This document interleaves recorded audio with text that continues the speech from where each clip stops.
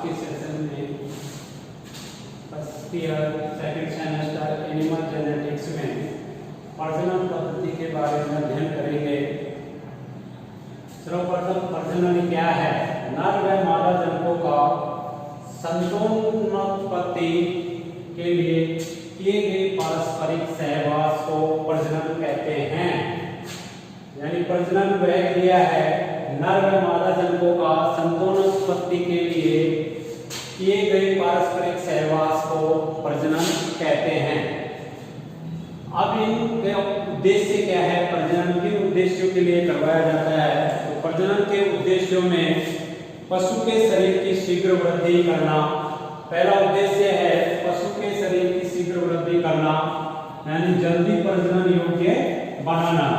दूसरा है पशु में प्रजनन विधि द्वारा अच्छे से अच्छे गुणों वाले अधिक से अधिक संतानें पैदा करना, ये प्रजनन का दूसरा उद्देश्य है। तीसरा उद्देश्य है पशु का उत्पादन में क्या क्या है? अंडा आएगा, मांस और दूध में वसा का परसेंटेज बढ़ाना हो तो सही, जिसमें फैट परसेंटेज अधिक मात्रा में हो उसके साथ सहवास करवाया जाता है। फिर है उच्च कोटि के वांछनीय लक्षणों के पशु को चयन करना और उनसे सहवास कराना।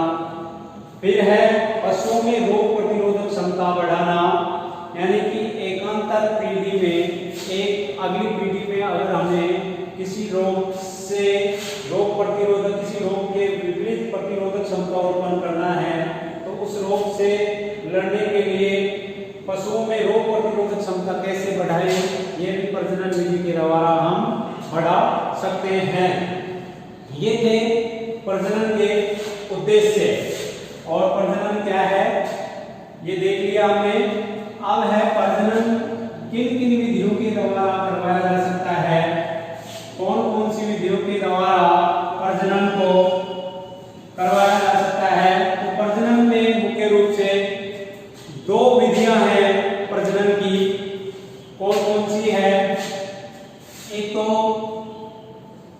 बाह्य प्रजनन और एक अंतः प्रजनन। प्रजनन की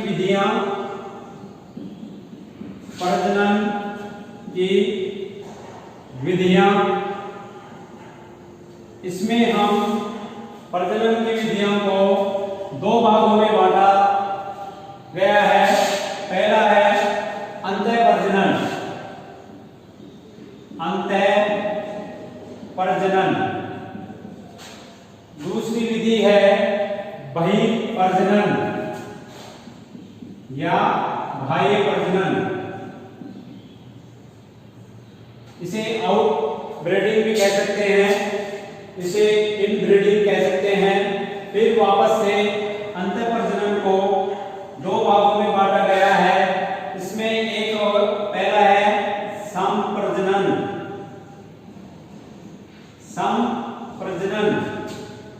दूसरा है अंतर्वंश प्रजनन,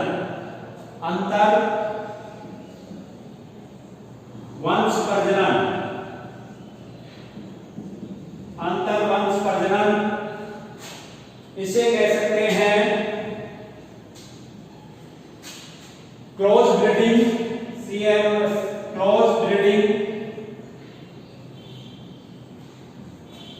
लाइन ब्रीडिंग।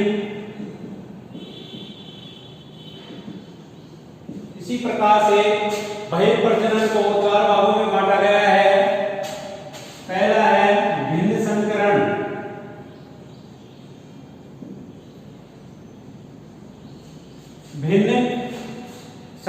प्रजनन।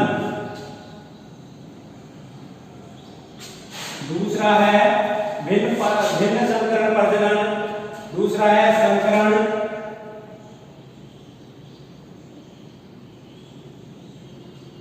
प्रजनन। तीसरा है क्रमोन्नति, ग्रेडिंग ऑफ भी कह सकते हैं, क्रमोन्नति।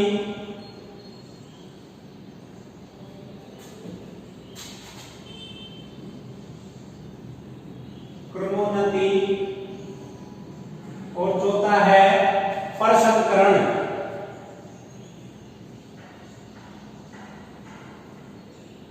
हाइब्रिडाइजेशन। इसी प्रकार से प्रजनन को दो भागों में बांटा गया है। पहला है अंतर प्रजनन, दूसरा बहिर्प्रजनन। इसे कह सकते हैं इनब्रीडिंग, आउटब्रीडिंग। इनब्रीडिंग को फिर दो भागों में बांटा गया है, संप्रजनन, क्लोज ब्रीडिंग, यानी आपसी क्लोज पीढ़ियों के मध्य ब्रीडिंग करवाई जाती है, उसे संप्रजनन कहते हैं। और अंतर्वंश प्रजनन, लाइन ब्रीडिंग, यानी वंश तो एक होता है लेकिन पीढ़ियों का अंतर होता है, लाइन ब्रीडिंग कहलाएगी। उसी प्रकार से बहिर्प्रजनन विधि में चार प्रकार से बांटा गया, भिन्न संकरण प्रजनन, संकरण प्रजनन, क्रमोन्नति और प्रसंकरण। अब हम इस विधि को पॉइंट वाइज पढ़ेंगे। उसमें सबसे पहले अंतर प्रजनन। अंतर प्रजनन क्या है, इसके क्या लाभ हैं, क्या हानियां हैं, इसका मुख्य उद्देश्य क्या है। अंतर प्रजनन का मुख्य उद्देश्य है पशुओं में मनवांछित, अंतर प्रजनन का मुख्य उद्देश्य है पशुओं में मनवांछित गुणों को स्थिर रखना, मनवांछित गुणों को स्थिर रखना। तथा अंतर्वंश प्रजनन वह विधि है जिसमें 4 से 6 पीढ़ी तक के एक ही नस्ल के संबंधित नर व मादा में परस्पर संभोग को अंतर प्रजनन कहते हैं। और इसकी परिभाषा क्या होगी, प्रजनन की वह विधि, प्रजनन की वह विधि, प्रजनन की वह विधि जिसमें 4 से 6 पीढ़ी, जिसमें 4 से 6 पीढ़ी, 4 से 6 पीढ़ी तक के एक ही नस्ल के, 4 से 6 पीढ़ी तक के एक ही नस्ल के संबंधित नर व मादा में, एक ही नस्ल के संबंधित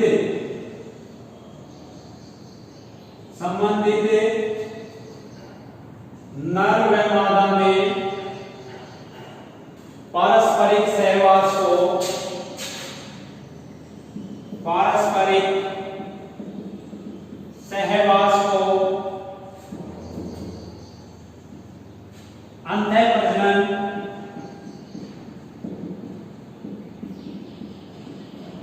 अंतर प्रजनन कहते हैं।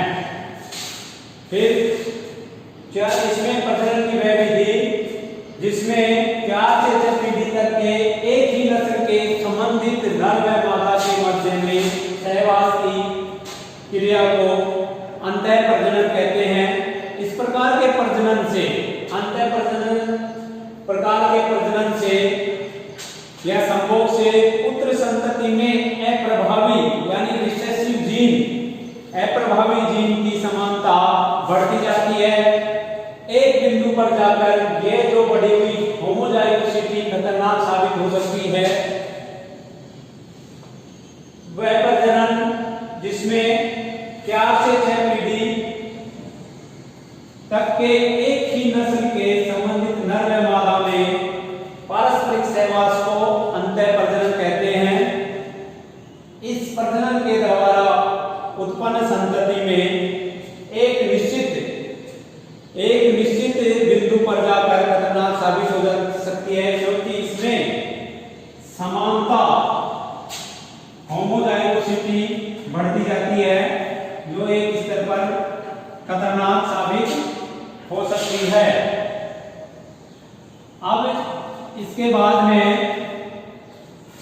संप्रजनन, इसका जो इनब्रीडिंग है उसका पहला प्रकार संप्रजनन क्या है तथा इसके क्या लाभ हैं और क्या हानि है, इसके बारे में अध्ययन करेंगे। तो सर्वप्रथम क्लोज ब्रीडिंग या संप्रजनन,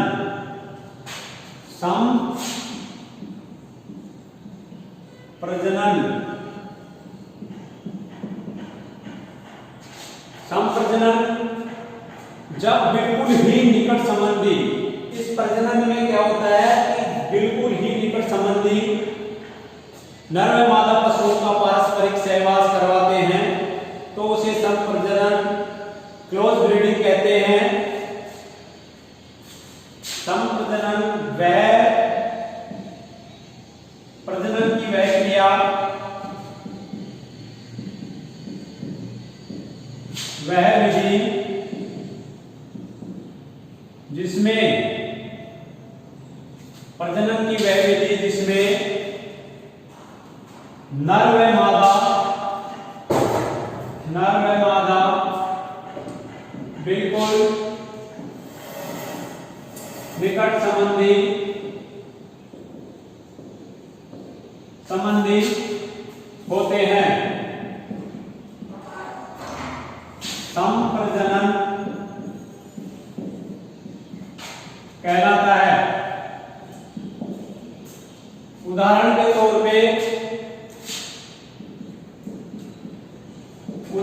तौर पे हम ले सकते हैं सगे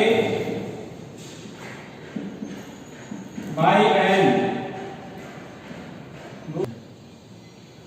संप्रजनन में उदाहरण सगे भाई बहन, दूसरा हो जाएगा पिता पुत्री,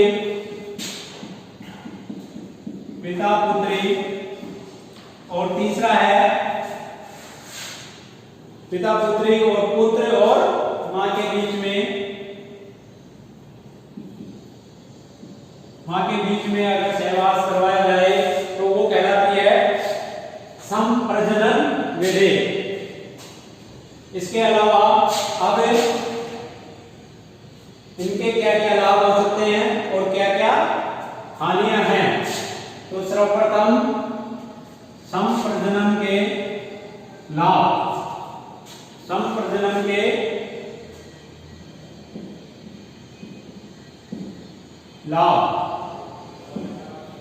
संप्रजनन के लाभ में इस विधि में अप्रभावी लक्षणों का पता लग जाता है। अतः अवांछित गुण के लक्षणों के आधार पर पशु को झुंड से हटा दिया जाता है। पहला है इसमें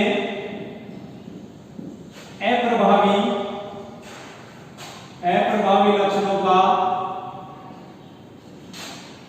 पता लग जाता है,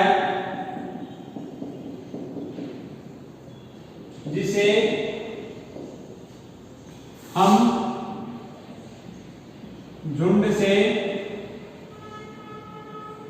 हटा सकते हैं।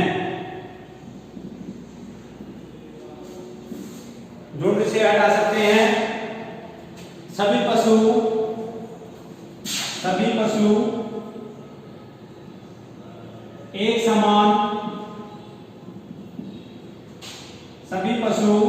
एक समान दिखाई देते हैं।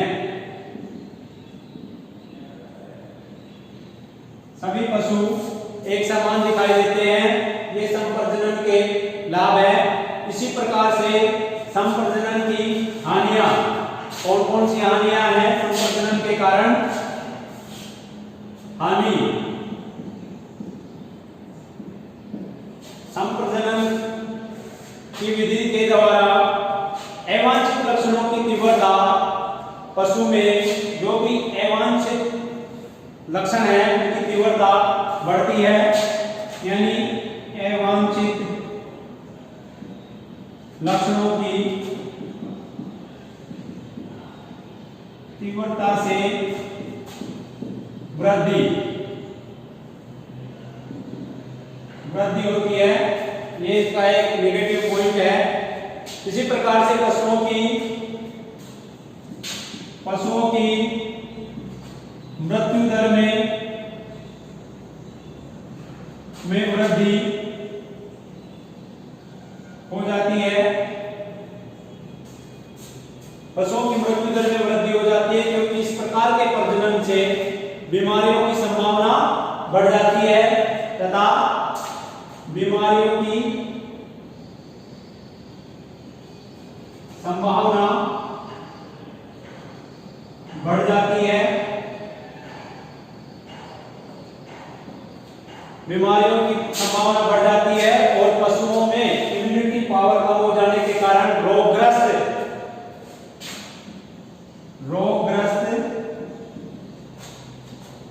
जल्दी हो जाते हैं।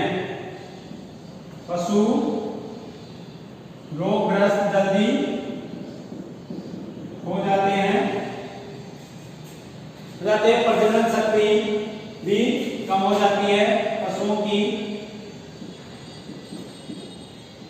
प्रजनन शक्ति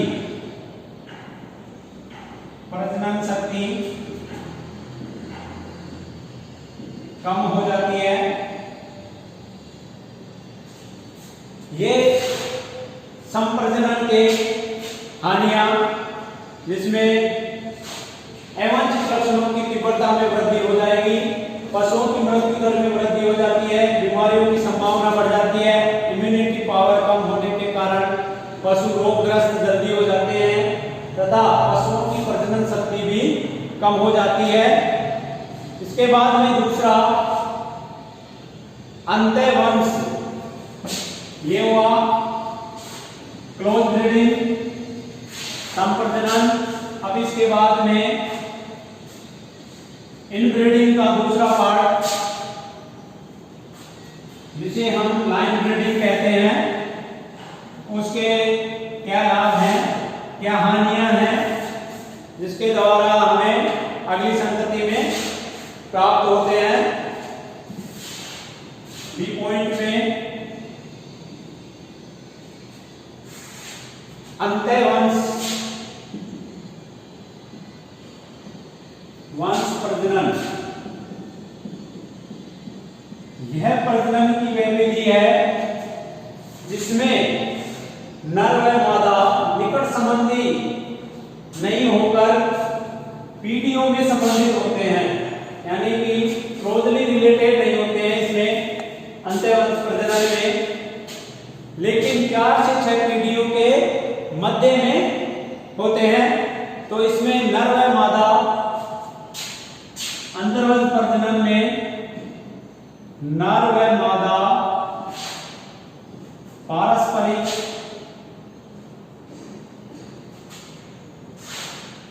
सहवास, नर व मादा पारस्परिक सहवास या संभोग, सहवास या संभोग।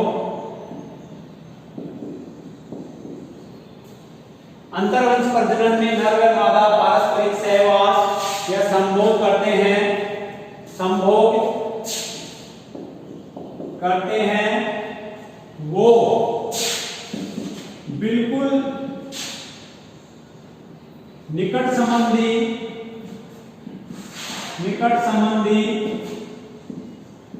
न होकर 4 से 6 पीढ़ियों के मध्य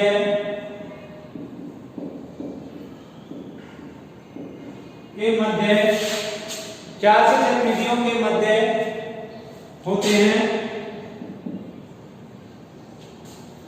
4 से 6 पीढ़ियों के मध्य होते हैं, अंतःवंश प्रजनन कहलाता है। प्रजनन कहलाता है। एग्जाम्पल के तौर पर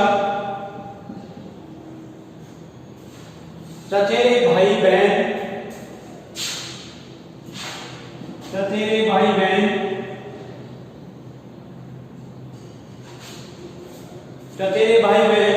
अंतर्वंश प्रजनन में आएगा। बाबा पोती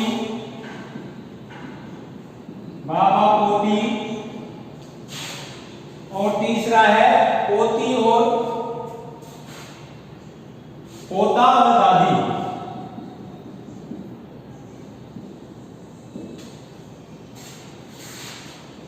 पोता व दादी, ये अंतर्वंश के उदाहरण है। अंतर्वंश प्रजनन में नर व मादा पारस्परिक सहवास से संभोग करते हैं, वो बिल्कुल निकट संबंधी नहीं होकर 4 से 6 पीढ़ियों के मध्य में इंटररिलेटेड होते हैं। उनके मध्य में जो प्रजनन होता है उसे कहते हैं अंतर्वंश प्रजनन। अंतर्वंश प्रजनन। अब इसके लाभ क्या क्या हो सकते हैं और हानियां क्या क्या हो सकती हैं, उसके बारे में अब हम अध्ययन करेंगे। अंतर्वंश प्रजनन में जो नर व मादा होंगे वो बिल्कुल निकट संबंधी न होकर 4 से 6 पीढ़ियों के अंदर होते हैं। इसके लाभ, अंतर्वंश प्रजनन के लाभ में संतानों में समानता बढ़ती है तथा असमानता जीन में कमी होती है। असमान जीन में कमी होती है। संतानों में समानता बढ़ती है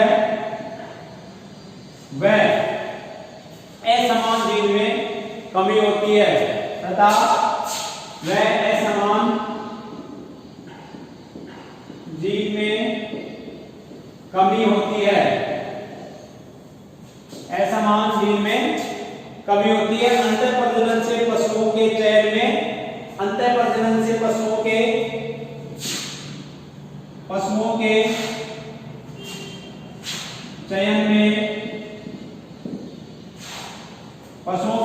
सहायता मिलती है।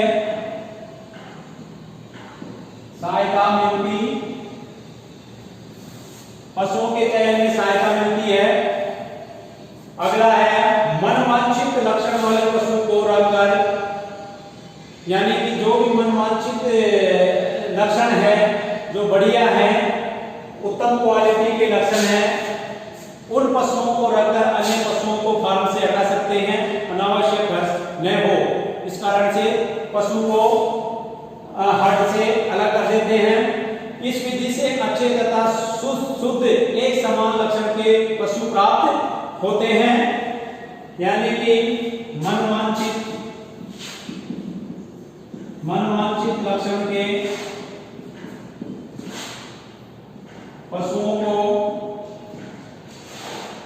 रख सकते हैं।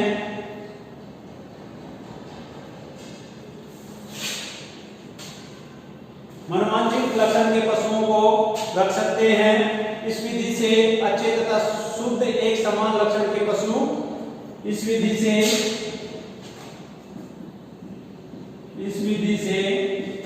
शुद्ध व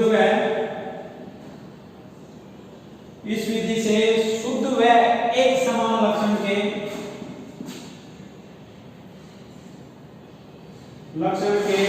पशु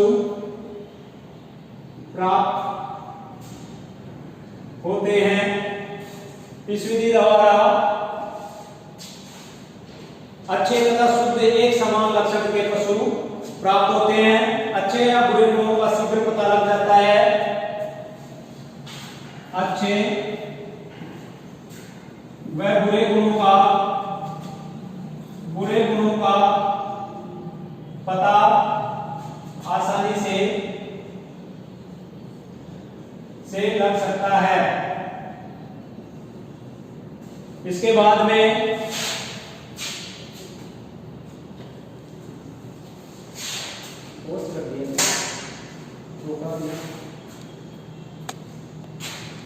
पांचवा पॉइंट है अच्छे व बुरे गुणों का पता आसानी से लग सकता है। इस अवधि से अच्छे गुणों के सांडजनक के रूप में प्राप्त किए जा सकते हैं। युवा अवस्था में घातक कारक वाले पशु को युवावस्था से फार्म से हटाया जा सकता है। इस विधि के द्वारा जो लीथल फैक्टर यानी घातक कारक होता है, लीथल फैक्टर, उसका पता लग जाता है, जिससे कि इसे फार्म से आसानी से हटा सकते हैं। इस प्रकार के प्रजनन विधि से संतति में आनुवंशिकी गुण बढ़ते हैं। इस विधि के द्वारा इस प्रजनन विधि से संतति में आनुवंशिकी गुण बढ़ते हैं तथा वेरिएशन विविधता में कमी आती है। ये थी अंतःप्रजनन के लाभ तथा अब इनके बाद में इसकी हानियां, क्या क्या हानियां हो सकती है अंतःवंश प्रजनन के कारण। हानियां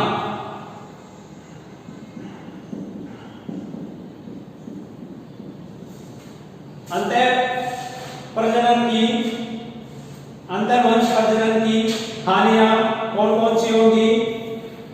इसमें ब्रीडर, पशु में व्यक्तिगत चयन पर पशु चयन कम करता है तथा कुटुंबीय पेडिग्री सिलेक्शन चयन इंडिविजुअल सिलेक्शन कम होता है और पेडिग्री सिलेक्शन यानी कि पीढ़ी दर पीढ़ी उसका रिकॉर्ड देख के इसमें सिलेक्शन करते हैं। इसके बाद में अंतः प्रजनन की हानियां, अंतः प्रजनन की कौन कौन सी हानियां हैं? इसमें अंतः वंश प्रजनन में पेडिग्री सिलेक्शन कम होता है और इंडिविजुअल व्यक्तिगत चयन और एक होता है वंशावली चयन। तो अंतर्वंश प्रजनन की हानियों में व्यक्तिगत चयन पशु कम करता है और ये अधिक करता है, चयन ज्यादा करता है। इसी प्रकार से अब दोनों के लाभ है हानियां। इनब्रीडिंग की देख लिया। इसके बाद में